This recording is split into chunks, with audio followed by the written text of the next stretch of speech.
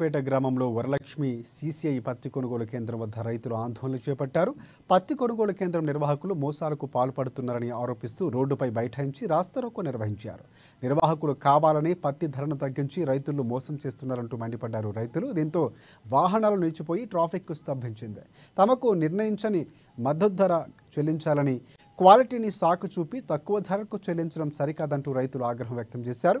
తమకు అన్యాయం జరగాలని చూస్తే ఊరుకోబోమని స్పష్టం చేశారు. మద్దతు ధరను చెల్లిస్తేనే ఆందోళన విరమిస్తామని రైతులు తేల్చి చెప్పారు.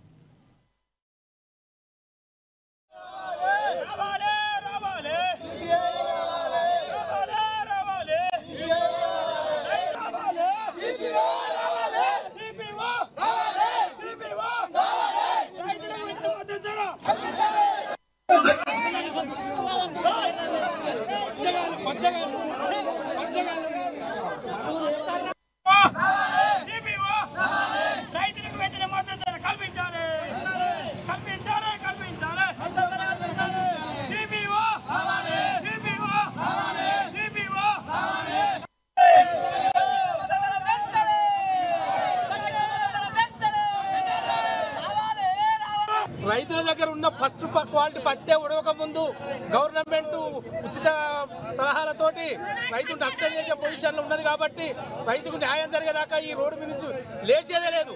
మా ప్రాణాలు పోయినా మానే కానీ రైతులకు న్యాయం జరిగేదాకా రోడ్డు మీద లేవమని ప్రకటిస్తున్నాం. మద్దతు ధర 100% ప్రకటించాలి. ఇప్పుడు ఫస్ట్ క్వాలిటీ పత్తి ఉడవలేదు, ఉడవక ముందే సెకండ్ క్వాలిటీ అని రైతులను వేధిస్తున్నారు కాబట్టి గవర్నమెంట్ దీని గురించి స్పందించి మాకు న్యాయం చేయాలని ఖచ్చితంగా. ఇప్పుడు ఫస్ట్ క్వాలిటీ ఇంకా ఉడవలేదు రైతుల దగ్గర, ఇప్పుడు సెకండ్ పికింగ్ అనే పేరుతోటి రైతులకు నష్టం చేసే పరిస్థితి ఉంటే మాత్రం రోడ్డును నిర్బంధం చేస్తామని రైతుల తరపున నేను మాట్లాడుతున్నాను. సార్ ఈరోజు నిన్న రేట్ ఉన్నదని మేము బంధాన్ని చెప్పుకొని మార్కెట్ తీసుకొచ్చినాం సార్. సడన్గా వాళ్ళు 100 రూపాయలు తెగిందని చెప్పి మాకు రైతులకు మద్దతు ధర కావాలని మేము రోడ్డు మీద బైఠాయించాం. వేసి మిల్లులను అడిగితే వాళ్ళు సిబిఓ అడగాలన్నాక మేము రోడ్డు మీద ధర వేస్తాం సార్. సడన్గా రేటు తీస్తే మేము రైతులు పెట్టలే సార్. మాకు ప్రభుత్వం న్యాయం చేయాలని కోరుకుంటున్నాం సార్. 100 రూపాయలు సుమారు.